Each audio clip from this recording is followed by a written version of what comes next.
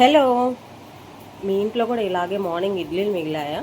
అయితే వాటిని ఎందుకు పడేయడం? ఇలాంటి స్నాక్స్ చేసుకొని తినండి, చాలా బాగా నచ్చుతాయి పిల్లలకే కాదు, మీకు కూడా నచ్చుతాయి. నచ్చకపోతే నాకు కామెంట్ చేయండి. చూడండి ఎంత టేస్టీగా ఉంటాయండి, చాలా బాగుంటాయి. ఇలా సన్నగా కట్ చేసి ఆయిల్లో డీప్ ఫ్రై చేసి గోల్డ్ కలర్ వచ్చే వరకు డీప్ ఫ్రై చేయండి. కొంచెం మీడియంలో పెట్టుకొని, ఎందుకంటే ఇడ్లీ కొంచెం సాఫ్ట్గా ఉంటుంది కాబట్టి ఆయిల్ లాగుతుంది.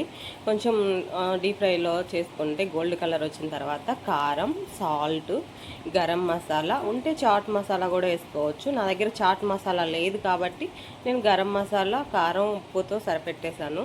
ఎంత టేస్టీగా ఉంటుందంటే దీంట్లోకి టమోటా సాస్ కావాలి. టమోటా సాస్ కంపల్సరీ ఉండాలి. టమోటా సాస్ ఉంటేనే దానికి టేస్ట్ వస్తుంది.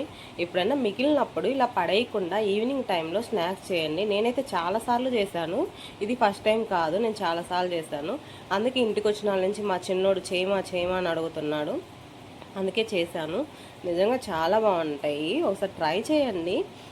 మనకి ఎలాగో మిగులుతుంటాయి కదా ఇడ్లీలు మిగిలినప్పుడు ఇలా సన్నగా కట్ చేసి ఇలా డీప్ ఫ్రై చేసుకొని నిజంగా చాలా టేస్ట్గా ఉంటాయి. చూడండి, మీకు ఒకవేళ నచ్చకపోతే నాకు కామెంట్ చేయండి.